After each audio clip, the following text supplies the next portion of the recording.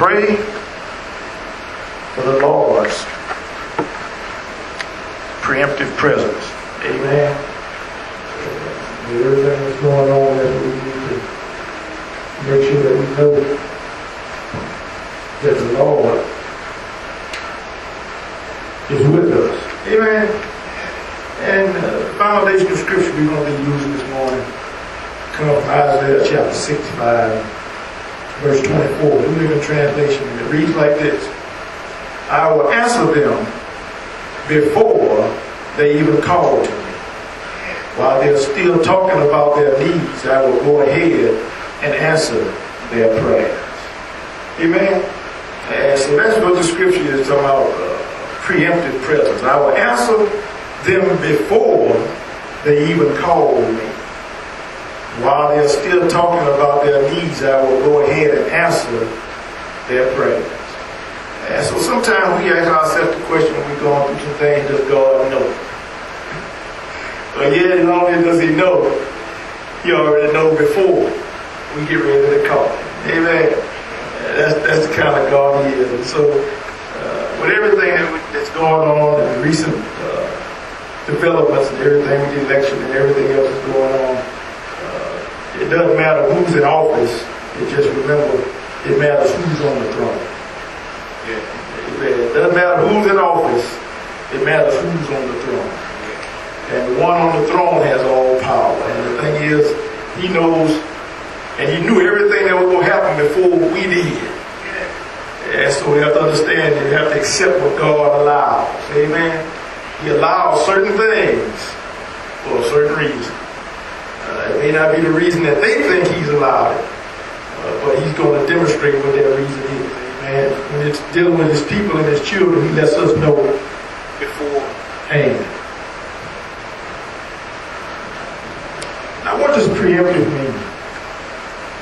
Simply is a synonym for these things. It means anticipatory. It means preventative. It means proactive. It means purposeful. Amen. And so, a lot of times, this is what you would hear when they talk about the military. The United States would always say these things.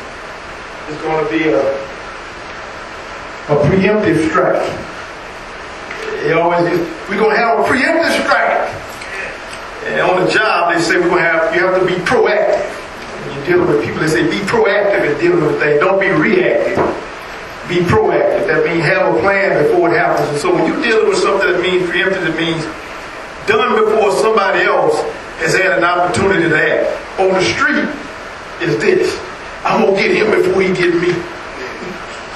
That's all it is on the street. I'm going to get him before he gets me. Biblically, God says, do unto others as you have others do unto you. That's what it means.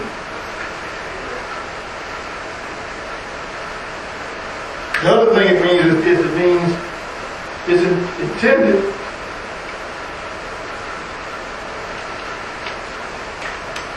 intended to eliminate and notice or lessen an enemy's capacity to attack. And notice how God has set this thing up. Who is the enemy? Satan is the enemy. And so you say preemptive, that means God has already placed things to eliminate or lessen his ability to attack.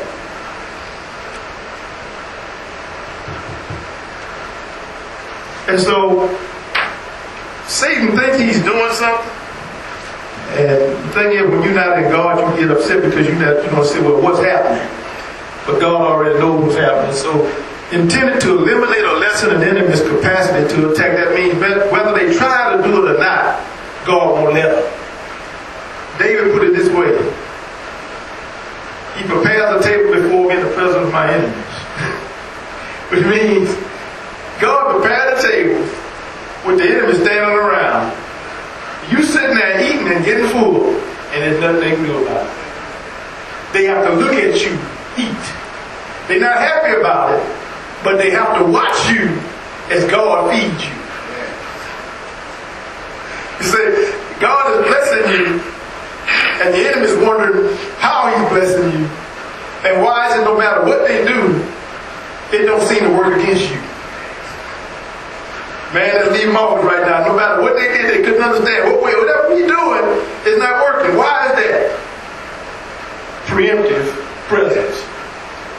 It also means this: being so high of a bid that it discourages further bidding. In other words, if somebody auctions bidding on an object or an item, you go to an auction, the person who bids the most gets the item. But this is what some people do to make sure nobody else can bid. They'll bid so high that you don't have enough to bid against them. I always remember this, went to an auction with the state vehicles. People had all these cars out here. You know, they got in the back of criminals and these kind of things. And so somebody came to the auction, didn't know how to bid. Everybody that knew, when he says open bid of such and such, if you don't raise your hand, if you don't say anything, he has to lower that bid. Well, one fella came there wanting to be big time. And instead of him waiting for somebody not to say anything, when he opened the bid, we go open the bid at $2,000. $2,000. Everybody looked there. Everybody just told everybody in the crowd, when he opens the bid, don't say nothing.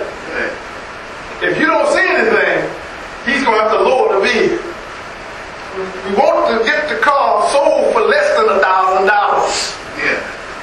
The car was worth $5,000. But when people were trying to get it for less than $1,000. So everybody had already agreed, don't say anything. They've told him that now, but he still going to come in.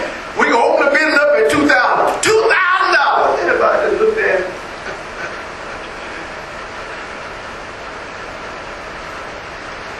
And so, at the end of the bid, going one, and somebody else said $3,000,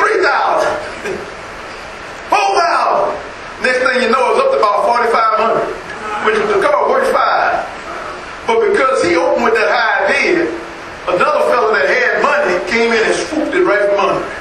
Now he looked at the other man, mad and upset. Man, I came here to get that car. They said, didn't we tell you to keep your mouth shut? You would have walked away with it.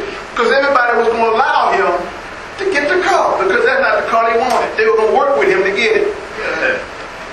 He bid himself out of the car. Preemptive. God will set things up, just like a lot of stuff going on, like they were going to say, be careful what you ask for, because you might get it. Be careful what you ask for, because you might get it. And so now, somebody asked for something, they went for something, they got it.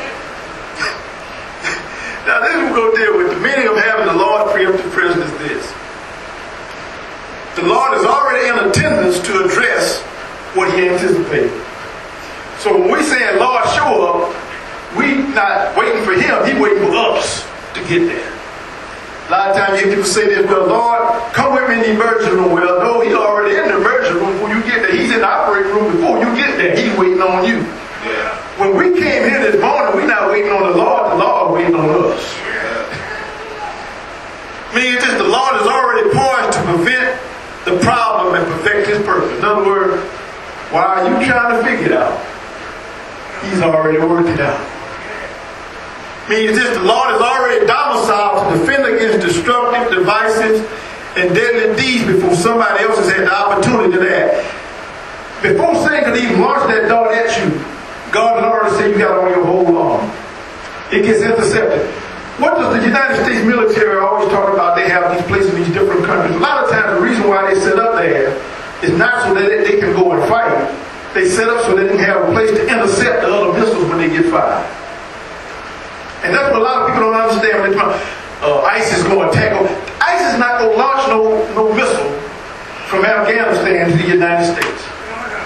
If they did, they already have, the United States has bases in Turkey, in that area, that if the missile gets launched, they're going to shoot it down before it even gets to Turkey. It won't even make it out of the Middle East. That's preemptive defense. And they don't have an understanding of that. And when you don't have, like God said, when you lack knowledge in him, His Word, you think things that don't make sense. The Lord has already established how to eliminate or lessen the enemy's capacity to attack. What does He say in His Word? Resist the devil, and he will flee from you. So He already has everything in place.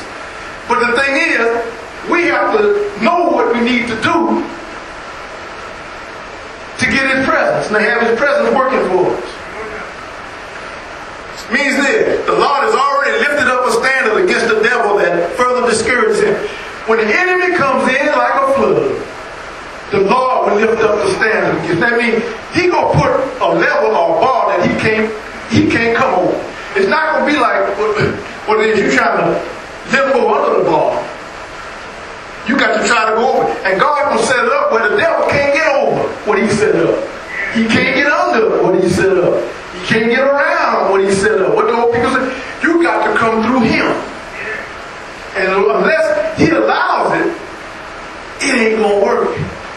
And you have to think about this. When God allows Satan into a place, when He allows somebody to come into a place that where His people are, He's going to protect His people, the person that's coming in better be killed. You ever saw a movie where somebody will walk into a place expecting to have this large crowd of people, and somebody said, man, wait a minute, this was too easy. They let us in way too easy. Something ain't right. And it was always in the scene in these old westerns, whenever you would see a situation where the military or the thieves were trying to mess with the Indians, and they were going to this location looking for the Indians, and they would just walk in there. And when they look around and they only see one or two Indians or warriors coming, they only got a couple of them. And they got their whole unit behind them, and they look, where's the rest of your army? And the chief looks around, army all around you, warriors all around. Well, we don't see them, warriors all around. Where they at? There ain't enough of them. And all of a sudden you start seeing them come up over the hills. And then the rest of the troops going like, what has the captain got us into? And then they say, well, we got enough guns to take them off on the hills. Now realizing, all of a sudden, they start popping up out the ground. That's preemptive defense. That's preemptive presence. That's exactly what that is.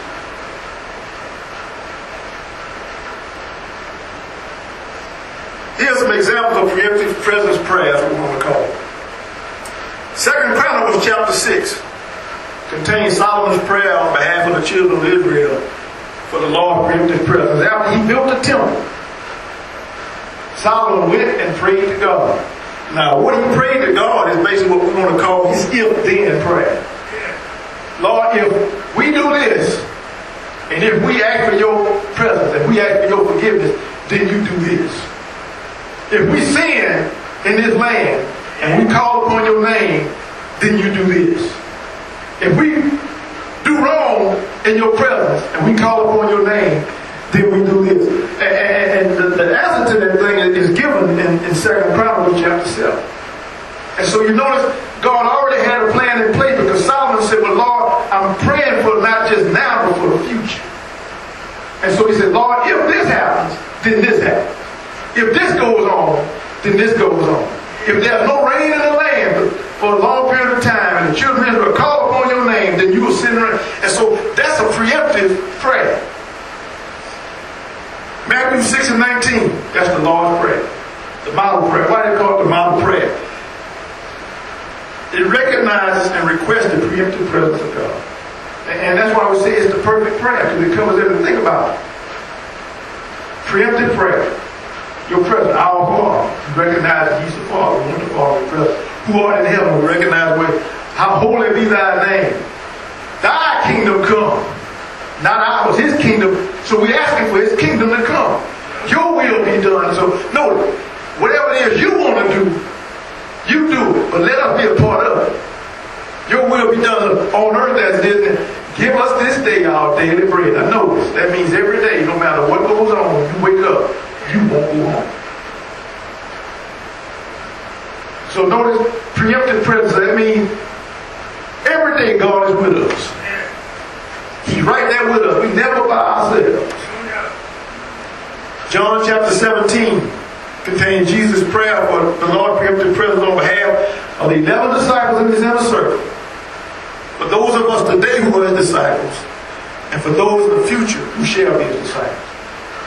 The major part of chapter 17 is what Jesus is praying for. He's praying for us. And this is the key thing. A lot of times we forget, people say this, make this statement. Even in that prayer, he says this, Lord, I pray for those who you have given me. I don't pray for the world. I pray for these that you have given me who are in the world. Now notice he said, don't take them out of the world, but keep those who are in the world. So he's talking about us. So before we were even born, Jesus had already prayed for God to be in our lives and to watch over us. The prayer that our parents were praying over us when we were kids was preemptive prayer. Lord, take care of my baby. Lord, watch over our children. Those prayers still taking care of us today.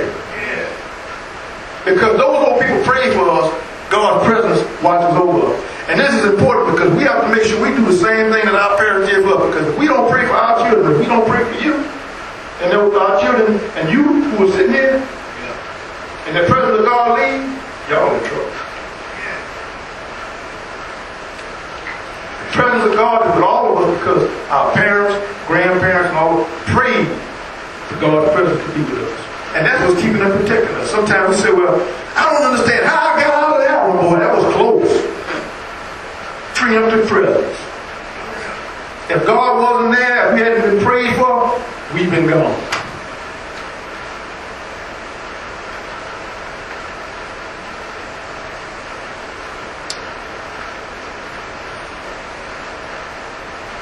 These are some displays of the Lord's preemptive presence. Can't mention all of them, but these are some we know about. His preemptive presence was displayed when he converted the Red Sea into a reddish street. You stand up there, Egyptian army behind you, Red Sea in front of you. You ain't got nowhere to go. Where you gonna go? It's like, imagine you got the Mississippi River, but there's no bridge.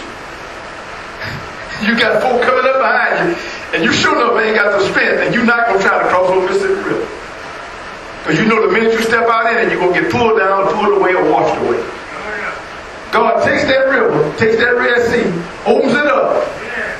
Now this is the thing. Opens it up. And when they walk over, it's dry. It's like this flow. That's his presence.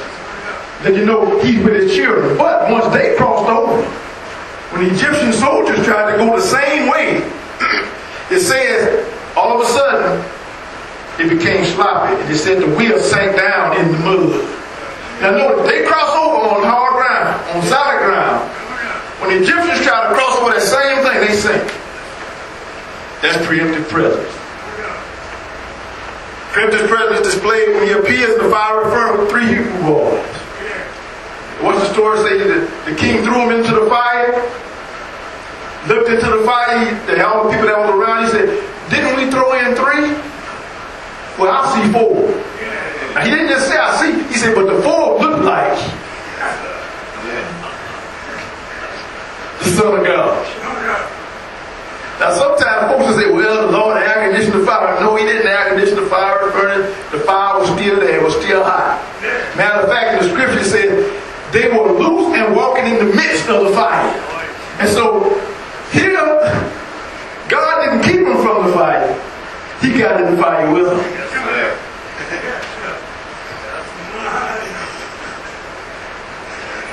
So he said, well, I'm not just going to keep you by cooling down the fire. I'm going to get in the heat with you. And then we just going to walk around. We just going to mess with it.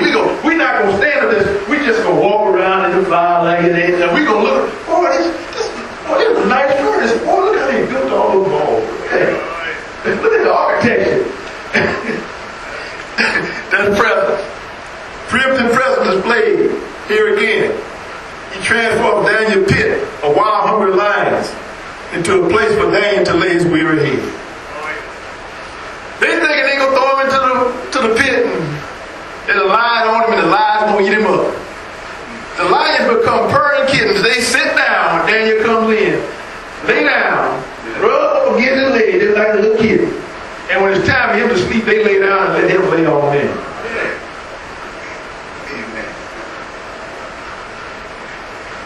Y'all know how kittens like to lay on people. This thing was flipped. He laid on the kittens. Slept all night long. Woke up. Daniel wakes up. The king calls out to him. The lion just looking at Daniel. And so you know it's preemptive presence because after they took him out of the den, the king said, throw all the men that lied on him in the pit. And not only them, throw their family in there too. The minute they threw him in, it said the lions tore them apart. They and their family died. And so see that, notice that preemptive presence that God has for the mother, the father, that goes to the whole family. Preemptive presence displayed in the greatest way we've ever known. Scripture said, God so loved the world that he gave his only begotten Son, Jesus Christ, that whosoever believeth in him shall not perish, but have everlasting life. That's preemptive presence. You come into the world, you dying in sin, but if you accept Jesus as your Savior, you saved. What do I need to do? Where's the Lord? Got preemptive presence. Just call on the name of Jesus. Where I gotta go? Just call on the name. You can call him in the church. You can call him in your knees at your house. Wherever you call upon him, that's where his presence will be. I accepted him on the motor bench at St. Anne. But he was in my presence, and he came to me when I was praying on my knees in Winterville. I didn't know it yet, but when the time came, he showed up in me and out of me to let me know what I had been asking for had been done. Now this is the thing. All this happened, and you notice sometimes how God will do things. Preemptive presence. Me and my two sisters, all of us came to the Lord in the same year. Over the summertime. Guess when it happened? After our dad was in an accident. On the road that was supposed to be closed, and the truck wasn't supposed to be riding on. He walked away from the accident that people say he shouldn't have walked away from. Broke his pelvis, people say he never walked right again. He's walking now. All of that happened because his preemptive presence. He knew that was going to happen before we did. And all of that served a purpose. Amen? It all served a purpose. Scripture reveals the Lord's response to preemptive presence prayer. Daniel chapter 10, verse 12. Then he said to me, do not be afraid, Daniel. And know what he says. For from the first day that you set your heart on understanding. No, he didn't say the first day you thought about praying. He said, when you set your heart on understanding, in other words, when he thought about it, he was preparing to pray. Say this and on humbling yourself before your God. He said, your words were heard, and I have come in response to your words. Before you pray, he shows love. Now we talk about what Solomon prayed, 2 Chronicles chapter 7, verses 12 and 14. Everybody's heard these verses. We recite these verses, but we don't really pay attention to them. It says, and the Lord appeared to Solomon by night and said unto him, I have heard thy prayer, and have chosen this place to myself for an house of sacrifice. If my people who are called by my name shall humble themselves and pray and seek my face and turn from their wicked ways, then will I hear from heaven and will forgive their sin and will heal their land. He didn't say it would be done by one man.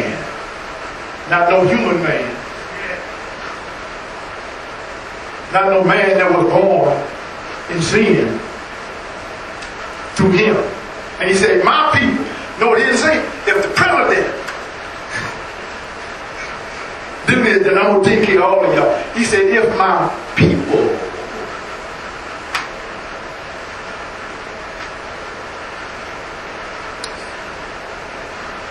These are some preemptive prayer requests to be made by the Lord's people. Now, these are prayers that we should make to God. In the midst of everything that's going on, not just what's going on now, but just in the midst of our daily life, everything that we're going to do, these are things that we should do. Pray for preemptive penance. That's the first thing. If we don't say I'm sorry first, it don't work. We have to say, Lord, forgive me. Penance simply means this. And preemptive penance means this. You're already able to see God is already able to accept our apologies, already able to make amends, and He's already able to forgive. That's the thing we have to understand. All we have to do is say, Lord, I'm sorry. We don't have to say, well, Lord, what you going to do if I come to you and say I'm sorry? He already says what He's going to do. Notice what Psalms 25, 16 and 19 says. It says, turn to me, O Lord, and be gracious to me. So look, it says God is turning to us. Why is He turning to us? Because we turn to Him. For I am alone and afflicted. The troubles of my heart are multiplied. Bring me out of my distresses. Look upon my affliction and my trouble, and forgive all my sins. When we confess the sins, then that's when we can move forward. Matthew 6 and 14, always say the Lord's Prayer, for if ye forgive men their trespasses, your heavenly Father will forgive you. And nobody that's holding a sin or a grudge on somebody that won't forgive them can't expect to get in the glory, because God said, until you forgive them, will you be forgiven. That's penance. And then notice what it says in 1 John chapter 1, verse 1, 1 John chapter 1, verse 9. And this is important. He said, if we confess our sins, He is faithful and just to forgive us our sins and to cleanse us from all unrighteousness. So how do you want to get cleaned up? Say, Lord, I'm sorry. Look at that. Lord, I need to be cleaned up. What I need to do? Say, I'm sorry. Lord, I'm sorry. That's it. That's why when people mess up and say, I got to get myself cleaned up before I go to God. Well, you're going to be dirty a long time. And that's like a pig. Saying a pig going to clean himself up. The more he try to get clean, the more he wobbles. If you spray water on a pig and a pig to try to clean it, he going to shake off the water and make it turn it in the mud and roll in the mud. Every time. That's what he does.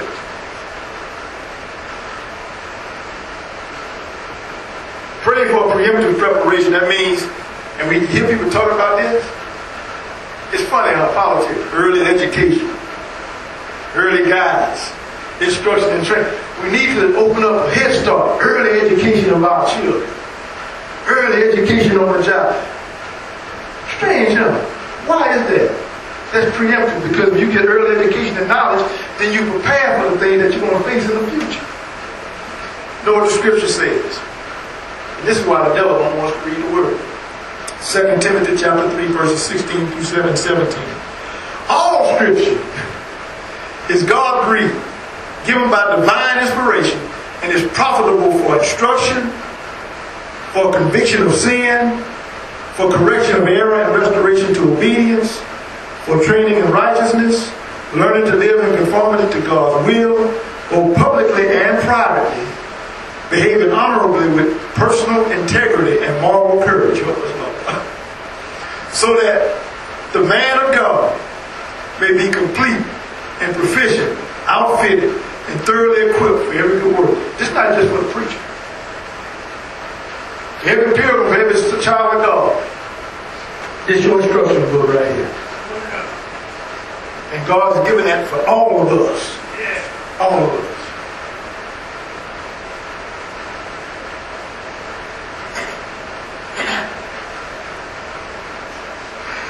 Pray for preemptive perception. That means this: awareness, discernment, foresight, insight, and vision. The old people used to put it like this: pray for mother wit. Common sense. And Lord, the ladies so I know my old preacher used to say that children are good to get education, but education without any common sense and mother wit don't mean nothing.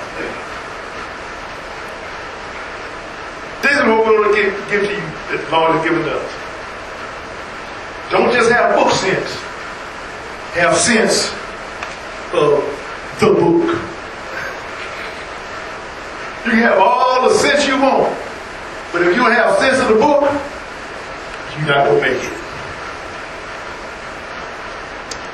Scripture we're going to follow for that. Isaiah 42 and 9. Know what God says. Indeed, the former things have come to pass. Now I declare new things. Before they spring forth, I proclaim them to you. And so people look at you when something happened and don't look like you really upset. Well, you look like you knew something before we did. What did you know? And you're going, nothing. Well, what did you must have known something. And I always remember that it happened to me at work because I was just laugh at the scripture and laugh at how God did it. Because when the thing happened, people came to me with, did you hear? And I just smiled. They said, well, why'd you smile like that? You know something? No.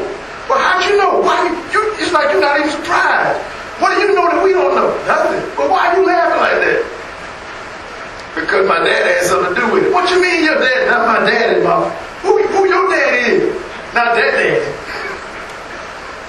Preemptive strike. James chapter 1 verse 5 says this. If any of you lack wisdom to guide him through a decision or circumstance, he is to ask of our benevolent God, who gives to everyone generously and without rebuke or blame, and it will be given to him. Congress, legislature, we don't know what to do. Well, maybe we need to hire a consultant to come in.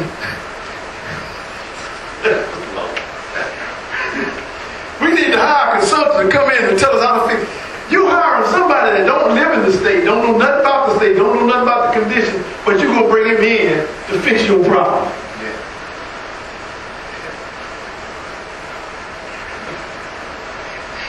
That's like you sitting there, your shoes too tight, they hurt your feet. You know you bought them too tight, and they're killing your feet. But as you go, I need to bring somebody in to tell me what's wrong with my foot, why my feet hurt me. I just don't know why my feet hurt me. And you're going to call, I need somebody to come in, I'll pay you $1,000 to come and tell me why my feet hurt. Let me see the shoes. What size feet do you have? 10. You got on size 8 shoes, that's why your feet hurt. And you just been paying $1,000 to tell you something. And if you had the common sense, you would have knew when you bought them shoes too small, it was going to hurt your feet. Buying your pants too tight, chances are, you make a move, you're going to rip them. But you dress too tight, chances are, you're going to do something you don't want it to do.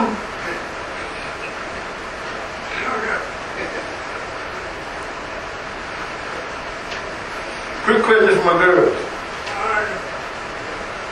Why is it when you wear certain items, your dresses or whatever, why do you think it is when you walk, you have to pull it down?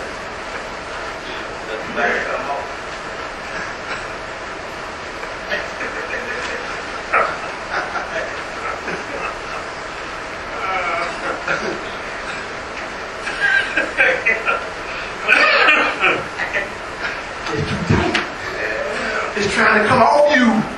It's feeling the pain. It's trying to let you know I shouldn't be on you.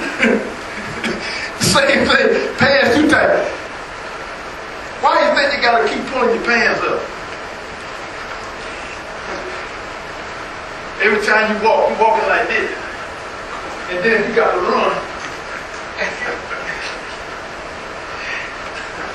How that old man caught me? Pull up your pants, put a belt on, he wouldn't have caught you.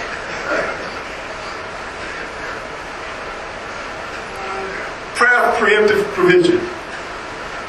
It means it's a prayer for avoiding deterrence, keeping out, refraining, so that the law will keep you from things and keep you out of things. Psalm 19, verses 13 and 14.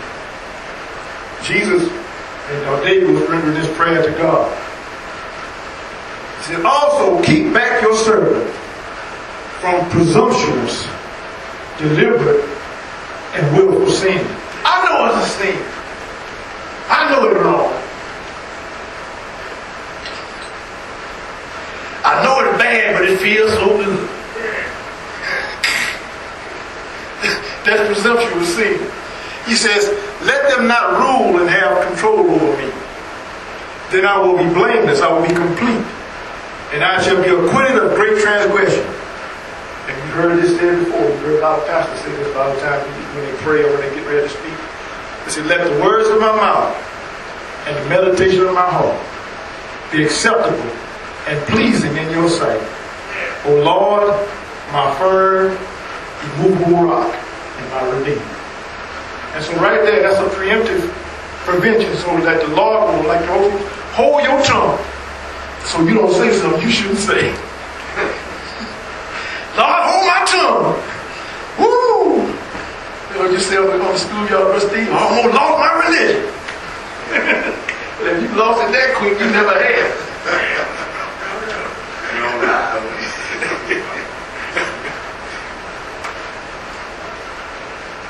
Other thing, this is important. Pray for preemptive placement. That means assignment, location, positioning, and residency. I had to learn this. Some of y'all learned this. God has a way of placing you where He needs to put you to use you at the time He needs to use you. Sometimes, a lot of times, He may be putting you in a place not so much to help you, but He needs you to be there because you have to be there at a certain time to help somebody else. Oh, Sister Rachel, she's going through this, I'm going through. But you someone, you got your own law, minding your own business. And then somebody you really don't come walking.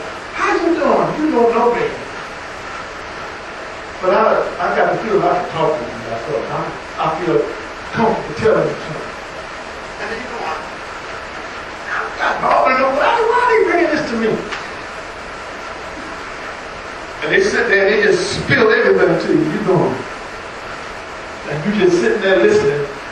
And you still saying, why are they telling me all of this? And then God gives you a word. And then they get up and look at you and say, I knew if I came to you, I would feel better. But then, they're like Jesus, don't tell nobody. You can't even talk to me. Because next thing you know, here comes somebody else. You don't know me, but you knew so-and-so, you helped her out. And so I'm coming to you because I think you can help me too. Lord, I didn't think I got hired for this. I thought I was here to do this job. I'm helping everybody. I'm the staff psychiatrist, a counselor or something. He put us there for a certain reason. But the thing is, in order for you to get what God has for you, you have to be in the place that God has prepared for you to give. That was everything in life. Psalm 91:1. He who dwells in the secret place of the Most High shall remain stable and fixed under the shadow of the Almighty, whose power no foe can withstand. So if I'm walking with God and trouble comes, God's going to shield me from the trouble. But if I'm all by myself, and like what Deacon said, I was in the world with no God on my side. No God and no God on my side. But then when you say step on hold, then that means at that point, I got you. I'm going to protect you. I'm going to shield you. No matter what they're doing, I got you. I got you. Psalm 91, the other portion of it says this, and I think it's verse 9 or 10. He says, because you have made the Lord your refuge, and the Most High your dwelling place, there shall no evil befall you, nor any plague or calamity come near your tent. For He will give His angels the special charge over you, to accompany and defend and preserve you in all of your ways of obedience and service. Have y'all heard that verse there somewhere before in the New Testament? The Lord will give His angels charge over you. Remember when the devil was tempting Jesus in the wilderness? And he couldn't get him to turn the stones into bread. And he couldn't get him to bow down to him on the mountain. He offered him all the things in the world. And so he takes him to the temple, which basically he took him to the church, put him on top of the rooftop of the church. Not in the church, notice, on top of the church building. And told him, well, if you jump off this building and you land and don't die and don't hurt yourself and just levitate down on the ground, they'll believe you. Do a magic trick and they'll believe you. He tried to use the word against Jesus. And so you have to always remember, Satan will always try to take the same word and twist it and use it to get you to do something you shouldn't do. Because God didn't send Jesus to jump down. He sent him to be lifted up. And that's all we have to remember, what the purpose is for your life. So he placed him where he needed to place him. Pray for preemptive protection. That means make sure you have armor, your defense, your guards, your shelter, your shield, and your security beforehand. Psalm 91, 2-8 says this: I will say of the Lord, He is my refuge and my fortress. My God, on Him I lean and rely. And in Him I confidently trust. For then He will deliver you from the snare of the fowler and from the deadly pestilence. Then He will cover you with His pinions, as like a chicken covered up her babies with her wings. And under His wings shall you trust and find refuge. His truth and His faithfulness are a shield and a buckler.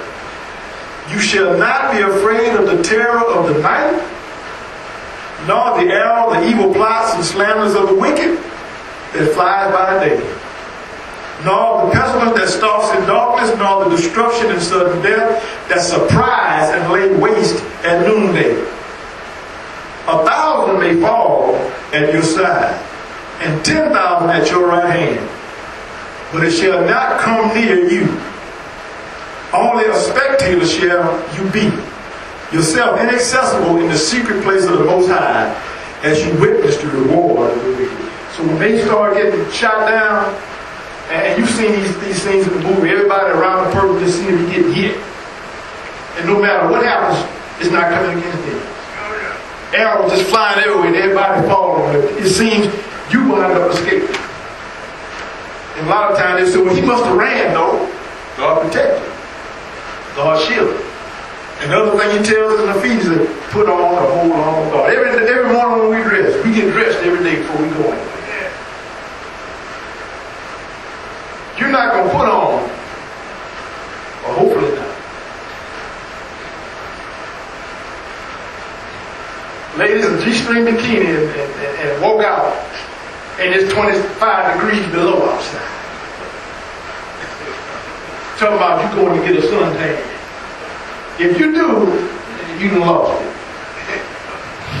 You're not going to put on winter coat, thermal underwear, no mess, plastic rain suit, cover your head up and everything and walk outside. It's 125 degrees. And say, I don't know why I'm sweating.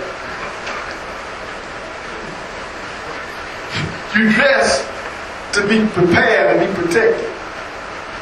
Because that's what happens. And so, all of those things, but you pray for God to protect you.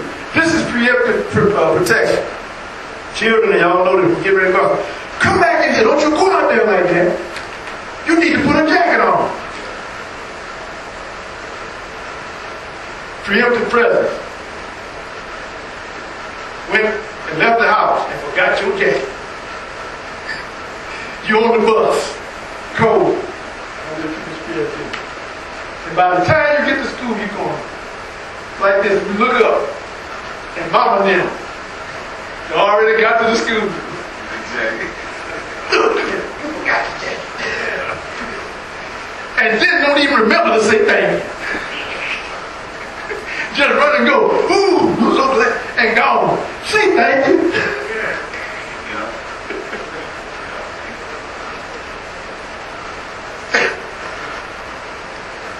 Prayer for preemptive perseverance. It means dedication, determination, devotion, and endurance. It's like this. My sister used to say this, I'm going to run on to see what the end is going to be. God's going to help me make it to the end. God's going to cross me over. Revelations 3:10 and 11. This is God's words. Because you have kept the word of my endurance, my command to persevere. Because He says, I want you to persevere. I will keep you safe from the hour of trial. Notice, because you follow my command to persevere, you're going to make it. When the hour of trial comes, I'm going to keep you safe from it. That hour which is about to come, and on the whole inhabited, notice He says, world. Remember what Jesus said? I'm praying that you keep them from the world. I'm not praying for the world, but those who are in it. trial is going to come upon the world. So if the trial comes upon the world and Jesus is already prayed to have us protected from the trial in the world, then we're kept from it. Know what he says? Why has come? To test those who live on earth. Why would he need to test them? It's just like this. When you run a test to make sure something is authentic, what do? And I know y'all seen this. When you go to a restaurant, when you go to McDonald's, you go to Burger King, wherever you go to the store, Walmart, and you give somebody a $20 bill, what do they do?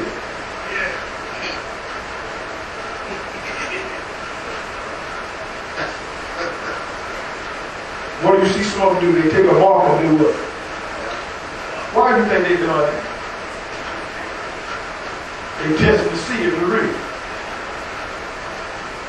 Right now, all this stuff that's been going on the last 18 months, it's been a test for God to let us see who's real, who's his, and who's fake.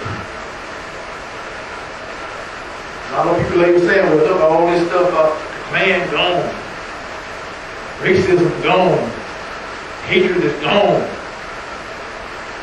No, it's not. It was just covered up. They just pushed it on the rug.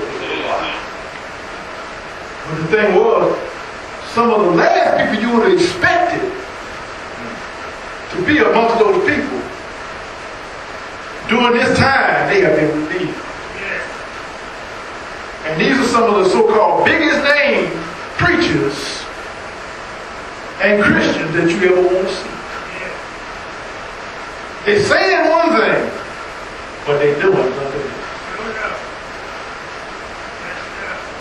Scripture says that God said, they say that I'm their God. They say that they know me. They say that they're my people. But their acts deny me. Their acts say otherwise.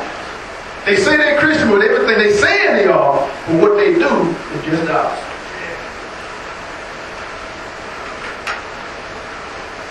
God said, you know my sheep know my voice. My sheep hear my voice. He said, his father, we hear the father. Told the Pharisees, the Sadducees, and the priests, God ain't your father, but you like your daddy. And he told them the devil is your daddy. And they got angry with him. He said, because you're just like him. You lie like him, you talk like him, you act like him. So you can't lie and say that God is your father, because if God was your father, you would talk like him, you would act like him. Matter of fact, you wouldn't be trying to kill me. So notice what's going on in the world. These folks are talking about the Christian, the crusader. I'm talking about this cool. Big time white supremacist paper, pushing hate and killing. But they say they're God's people. Know what the word says? I am coming quickly.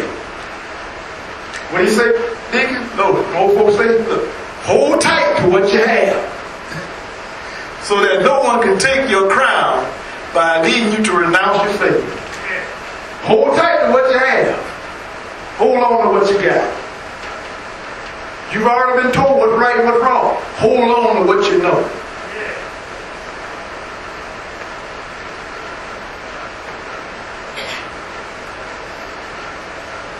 Another thing, pray for preemptive progression. That means advancement, development, headway, movement, promotion. Let God do the promoting. And the funny thing is, a lot of times we'll be looking for something, he'll already have it in place, but notice this. In order to move you to where he needs to get you, sometimes he got to move somebody else out of the way. You ever thought about that? So the person that may be in the place where he wants you to be, he's going to implement something that's going to allow them to get moved. And when they move, you're not going to force your way in. You're going to allow them to be put in. What scripture says, Isaiah 46 and 4. And this is what David said. And this is the way God works. Even to your old age, I am he. And even to your advanced old age. Notice this, how God did this. I really didn't pay attention. But notice, even to your old age, I am he. and even to your advanced old age, I will carry you. So remember, Dick, you said you got beyond that 70. Now you went past old age now. Grandmother got past old age. Y'all in advanced. So notice, you done progressed way past that now. That promotion, you didn't just make it, you got promoted. Every time you get another year, that's another promotion. That's another level you just get. And so, advanced old age, he said, look what he said, I will carry you. Take care of it. No, you're not the one walking.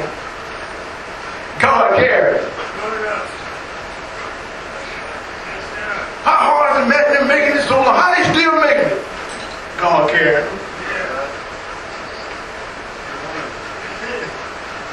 Sometimes y'all gotta look at this. Who is that? That's my leading post right there. He said he was gonna carry. So that y'all can see he carry. Just a little something extra he gave. See, it's 3 of us now. It ain't just 2 legs, it's 3 legs. He carried me now. And he said, look, I have made you. And I will carry you. Be assured, I will carry you and I will save you. That baby's sleeping right now because y'all carried that baby in. Baby walked for a little while, but what happened? That baby got tired. That baby reached up and picked him up, carried that baby, shook that baby to sleep. Now that baby's sleeping. Just as happy as you want to be. That's what God says He is to us. I made you, I'll carry you. We get stuff that I don't need nobody to carry me on the crazy one. I made myself, I'm a self-made man. Ain't nobody help me. I don't nobody carry me. I carry myself. I don't need nobody to carry my load for you. But at some point you're going to get tired. And if you don't have nobody that'll help you, you're going to fall. And you ain't going to get up.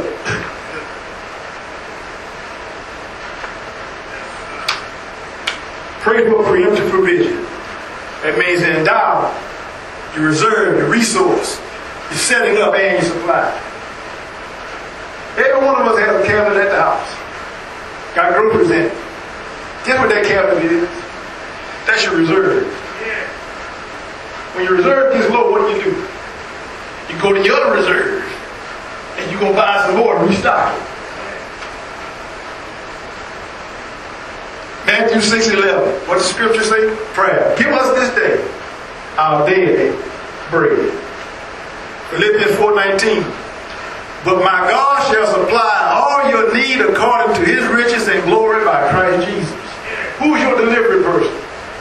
Jesus Christ. You call, Jesus delivers through the Holy Spirit. Psalm 37:25. David talking. I have been young and I am now old, yet I have not seen the righteous forsaken, nor his seed begging bread.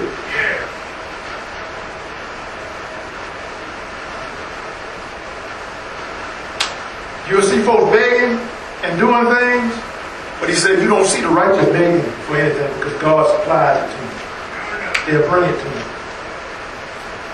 I'm trying to think one time he had a situation where an older man was doing something, homeless man, he helped somebody. He wasn't begging anybody for anything. The person just came. I forgot how much they gave you. It was $100, $500, and they gave it to him. He saw somebody else in need. He said, thank the Lord because the Lord provided this. He in turn took it and helped somebody else. Now he's homeless now. He just got $500. He ain't gonna, man, look at here, boy. I got $500 now. I got $500 now. Let me go do whatever. Turn around. Said, I saw you in trouble. Let me give you half of this. Now, one situation, I think a man that got a lottery ticket or whatever it was, he won. You know, he found a man and said, Lord, fix this and you gave this to me. All this don't belong to me. Yeah. If you hadn't given it to me, I wouldn't have ever got anything. See if somebody win a lottery ticket for $1 million if they just a hand over. Uncle Sam ain't getting all this.